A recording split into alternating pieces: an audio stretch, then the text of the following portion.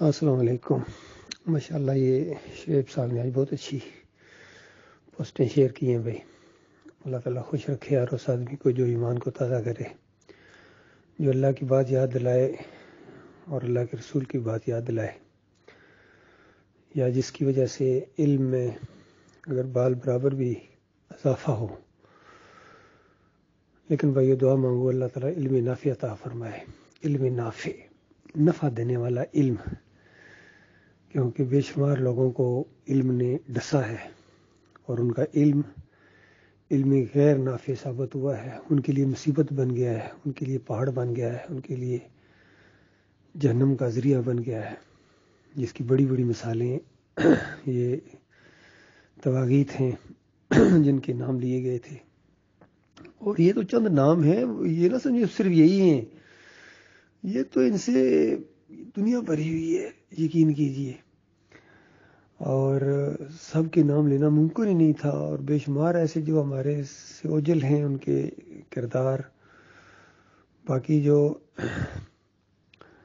نام لیے گئے تھے ان کے کتابوں کے اندر، ایمان خالص کس اول کے اندر، کس داؤن کے اندر ان کے نام لیے گئے ہیں، پوری طرح فوٹو اسٹیٹیں ان کی عقائد کی دی گئی ہیں، اور ان کا پوسٹ مارٹم کیا گیا کہ دیکھو یہ ان کے عقائد تھے۔ اس دن میں نے ایک پکچر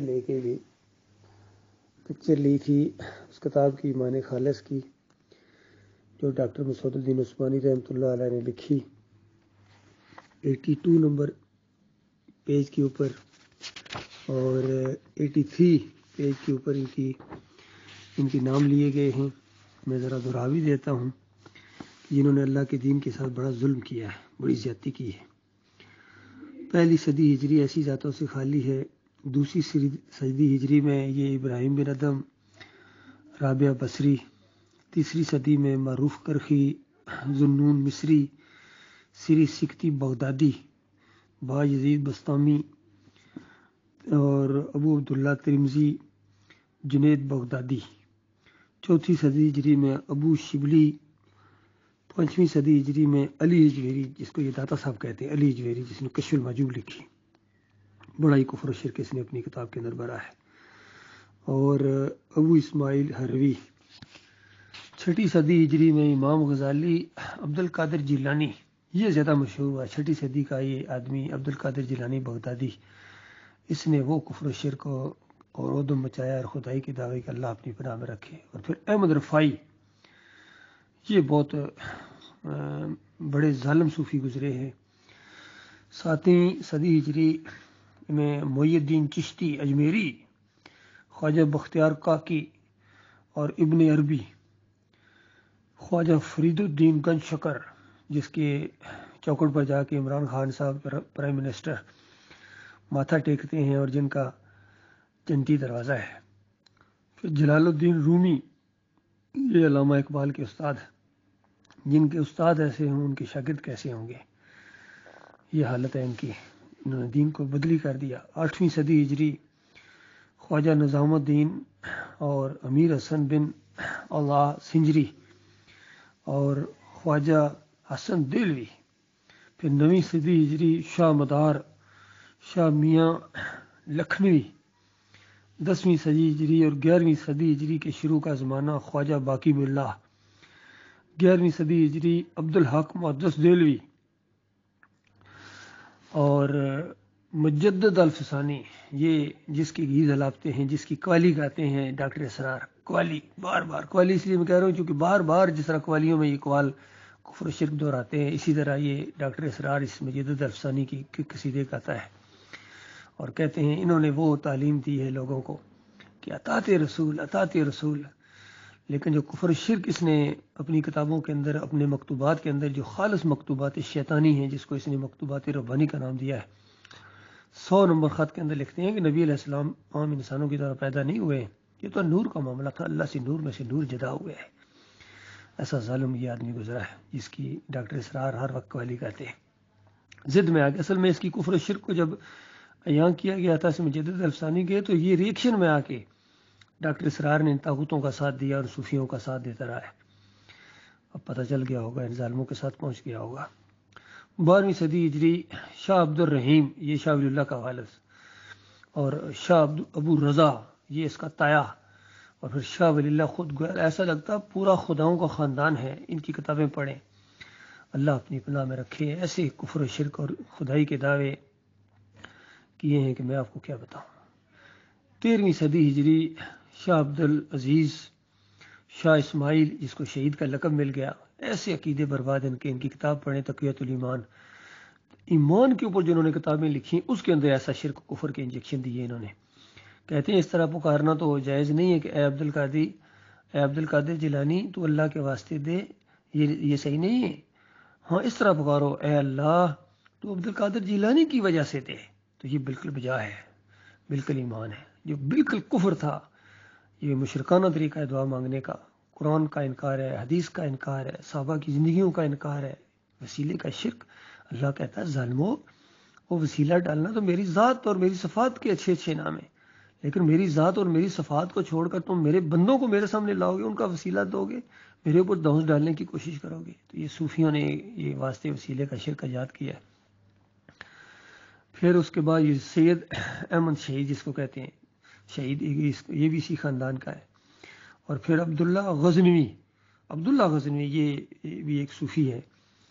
پھر 14ویں صدی ہجری خاندان ولی اللہ، یہ جو خاندان شاہ ولی اللہ، الفاصل عارفین والا، حجت اللہ البالغہ والا، ایسے کفر و شرک کے اس نے ریکارڈ قائم کیے ہیں، شاید ہی کوئی توڑے گا.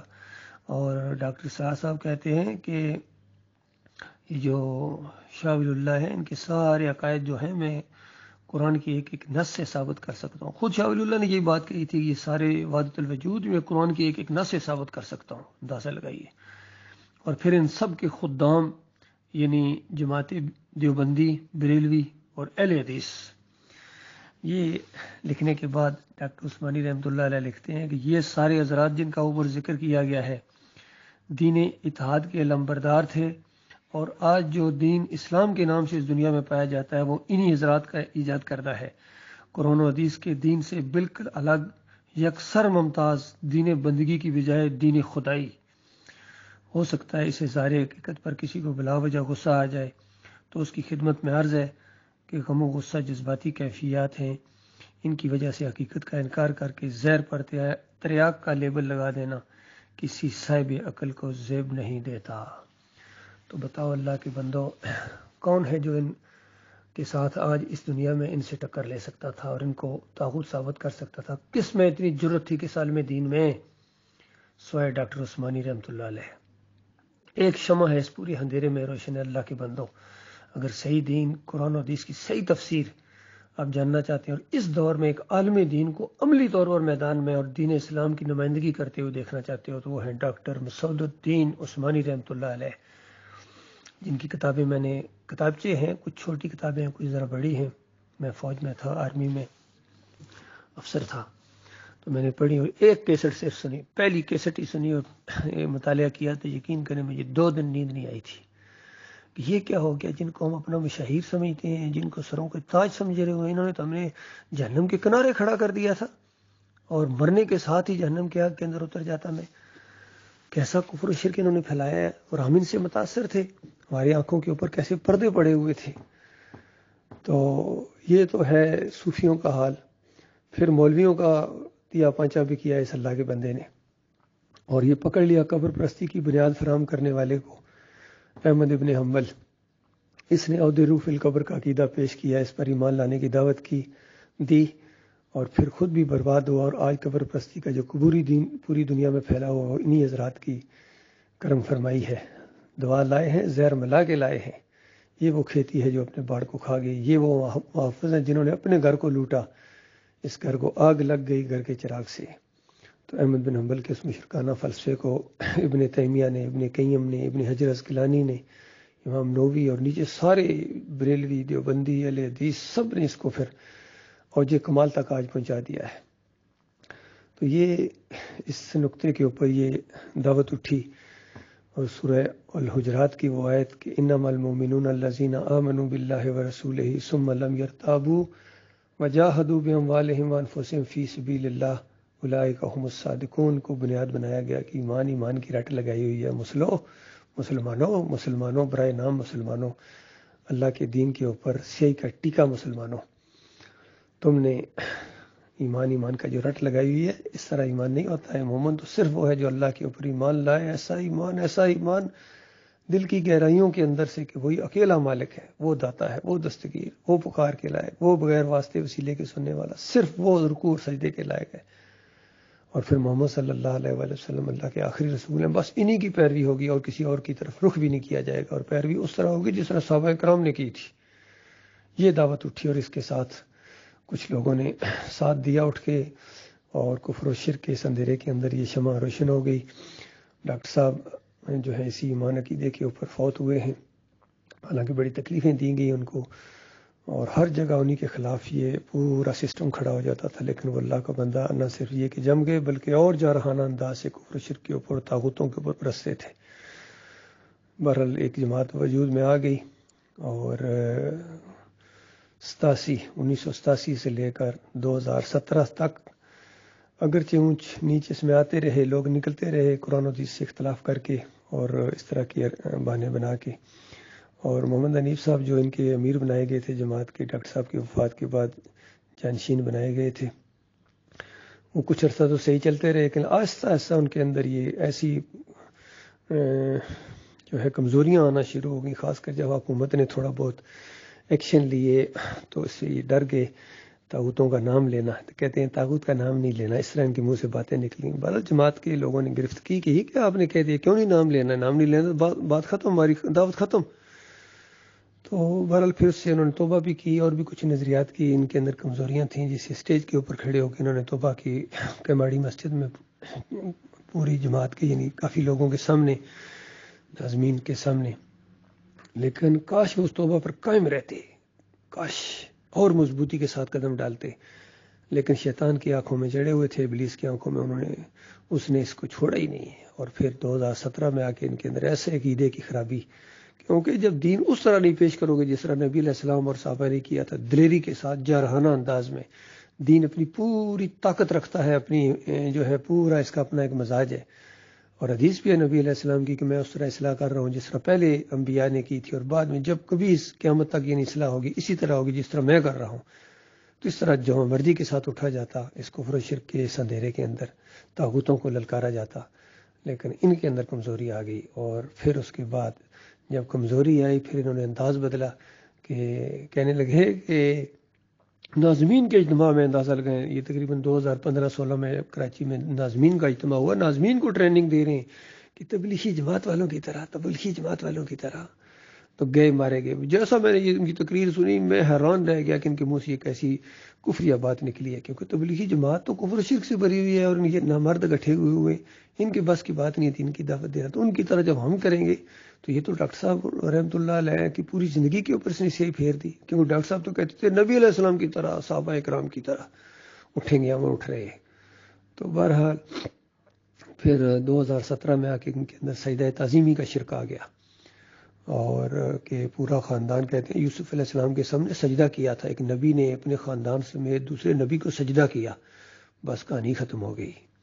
پورے انبیاء کی دعوت کا اس نے مذاق اڑایا، حالانکہ ڈاکٹر مسعود الدین عثمانی رحمۃ اللہ علیہ اس کی بہترین تفسیر کر کے گئے تھے، مولویوں سے جھگڑے کرتے رہے تھے کہ نہیں حضرت وخروا لہ سجدا، مولویوں نہیں، یہ سارا کا سارا خاندان جو تھا یہ لہو کی ضمیر اللہ کے لیے ہے، اللہ کے لیے شکر گزاری کے طور پر ان رحمتوں کی وجہ سے، جو برکتوں کی وجہ سے جو اس خاندان پر کی، اللہ نے اس وجہ سے پورا خاندان اللہ کے سامنے، میں یوسف علیہ السلام اللہ کے سامنے یہ سجدے میں گرے ہیں۔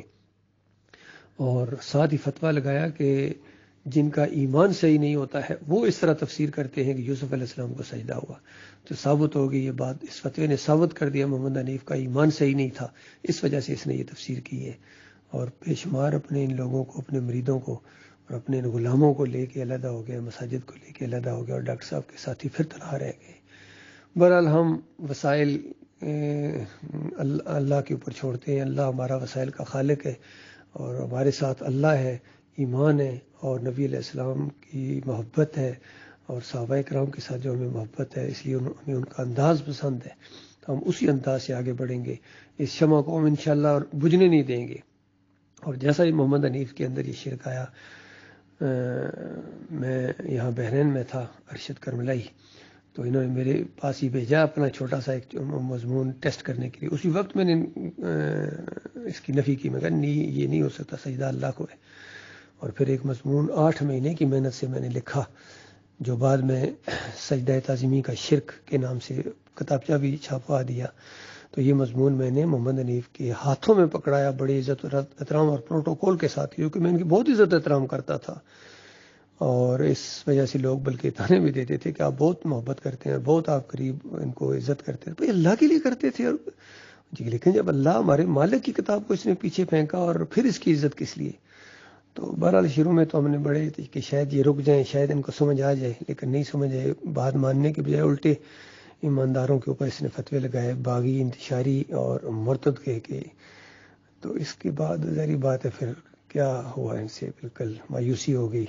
پھر ان کو آڑے ہاتھوں لیا ہمارے ساتھیوں نے، معراج الدین نے، ریاض صاحب نے، اور بھی جو ہمارے ساتھی جتنے تھے، جو بھی ایمان عقیدے کو سمجھے ہوئے تھے اس پر قائم رہے. تو اللہ تعالیٰ نے ہمیں توفیق دی اس بات کے اوپر ڈٹ جانے کی، اللہ تعالیٰ غور و فکر کرنے کی، اور ایمان میں اور نکھار لائے ہمارے بھائیوں کی. میرے بھائیوں پیچھے نہیں ہٹنا ہے، یقین کیجیے آپ نے صرف جم جانا ہے، باقی سب کچھ اللہ نے کرنا ہے. وسائل کا خالق ہے، وہ ہمت دے گا، وہ ایسے ایسے لوگوں کو ہمارا ساتھی بنائے گا آپ سوچ بھی نہیں سکتے. ایسے ایسے ہیرے انشاءاللہ ہمارے پاس آئیں گے، نئے لوگ آئیں گے.